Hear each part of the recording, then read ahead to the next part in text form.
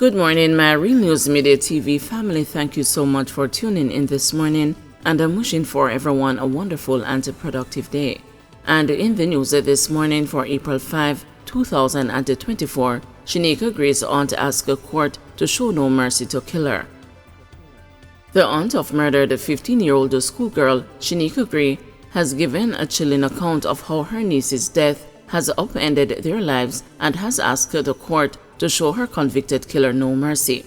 The ripple effect of Shanika's murder, Nikita Gray said in her victim's impact report, has caused Shanika's cousin to adjust the way she dresses in an effort to avoid attracting attention from ill-willed members of the opposite sex. Because of your crime, my other niece is now afraid to traverse the streets of Montego Bay. She's even afraid to attire herself like a girl because she does not want to be a target from someone like him, stated Gray. The report was read by the clerk of court in the St. James Circuit Court on Thursday during a sentencing hearing for Gregory Roberts, the man convicted of killing Shanika Gray in 2017.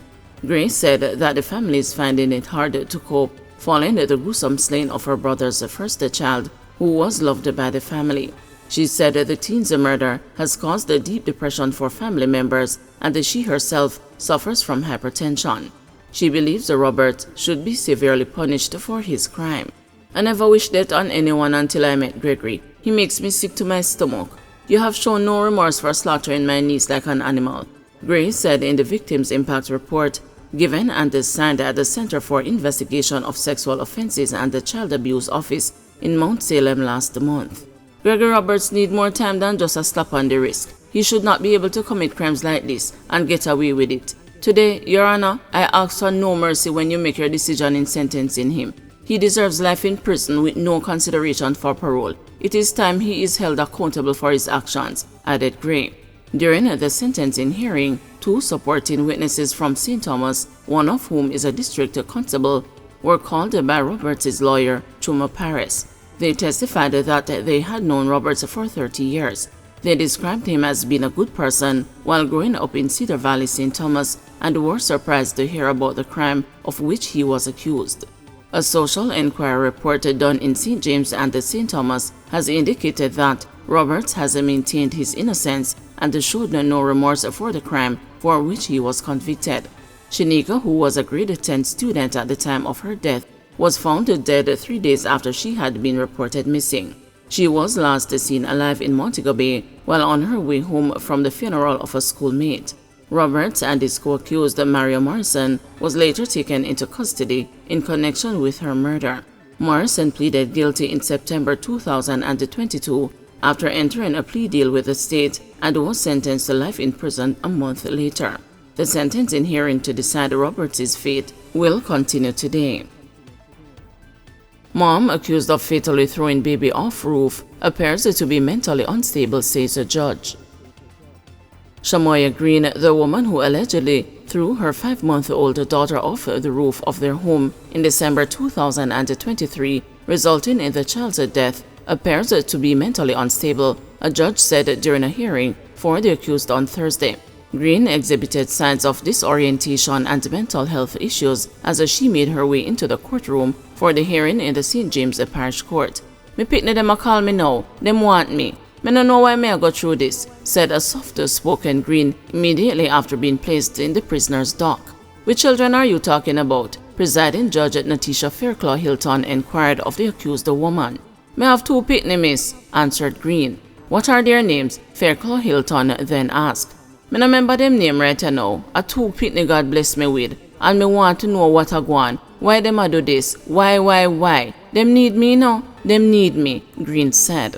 Having read the preliminary report, it appears that she is not mentally stable, but we are yet to receive the psychiatric evaluation report, Fairclough Hilton commented.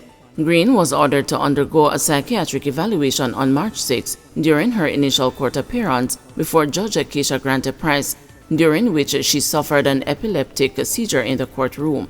When the matter came before the court on Wednesday, it was revealed that aside from the pending psychiatric evaluation report, other documents had yet to be submitted. Those documents include an assessor's report regarding a witness to the alleged incident, as well as the post-mortem report and the scene of crime statement. The required documents were still not presented during Thursday's proceedings.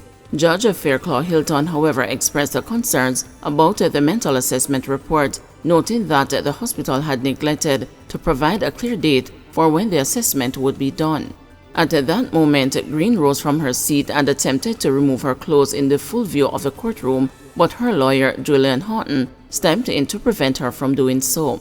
Attorney-at-law Michael Hemmings intervened to offer assistance, informing the court that two specific doctors from the psychiatric department at the Cornwall Regional Hospital were available to assist when these circumstances arose. He assured the court that those doctors would make every effort to resolve the situation as quickly as possible. The attorney then excused himself to speak with one of the doctors to inform her about Green's case, which was greatly appreciated by the court. While the judge was addressing the mental assessment issue, Green blurted out, "My baby call me." At that point, Houghton informed the court that Green was experiencing frequent blackouts, which heightened the judge's concern. "She needs to be assessed, which will take some amount of time. So I am setting it for a month from today. This should give the doctors enough time to get their house in order so that they can conduct the necessary assessments to find out what ailment Miss Green is suffering from and treat her. As it is now, she is not being treated and she will only deteriorate," Fairclough Hilton said. The judge then set the matter aforementioned on May 2 and remanded Green in police custody. Reports are that about 5:35 p.m., Green was at home with her common-law husband and other family members when she asked to have a conversation with her partner about their relationship. However, the man reportedly deferred the talks for later that evening. Green allegedly became enraged and left the room, taking her 5-month-old daughter Destiny with her.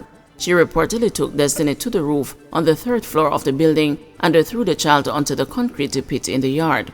The police were alerted and Destiny was taken to the hospital, where she died while being treated.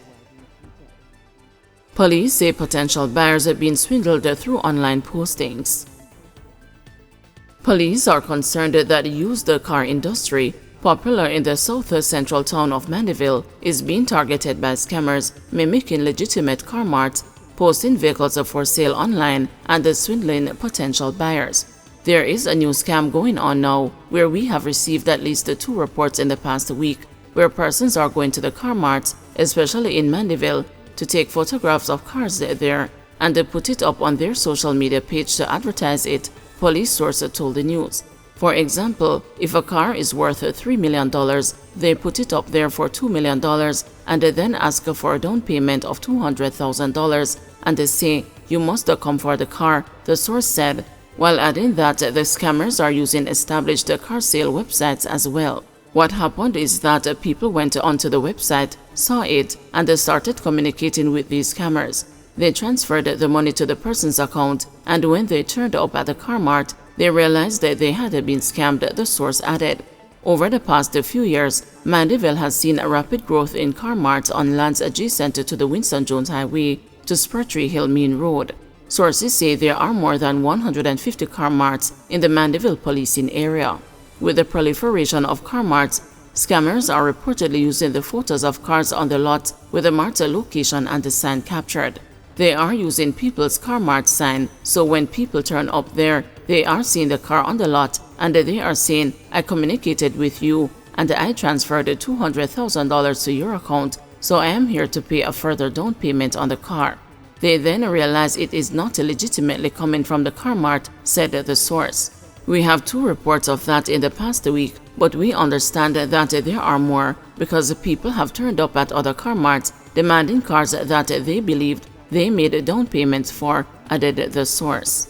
It is believed that people from several parishes have fallen victims to the online fraud. The car marts are established and legitimate, but the payments are going to some scammers. People from Trelawney and other parishes are making down payment for cars. The scammers are getting more sophisticated because of the fact that they are going to the car mart, taking photos of the cars and even the name of the car mart that it is on, and asking people to make wire transfers to particular accounts, the source said. When the cars are advertised, the scammers are getting calls and telling people that the down payment is needed to secure the cars, added the source. The widespread nature of the online fraud has reportedly left the Manchester police deeply worried.